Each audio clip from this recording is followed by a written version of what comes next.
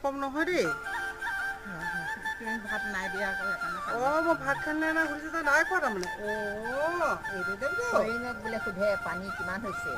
হয়নি? অঁ যদি ডিঙিটো হেৰিটো দেখুৱাই দিয়া বোলে এবাৰ তল যাব চাগে।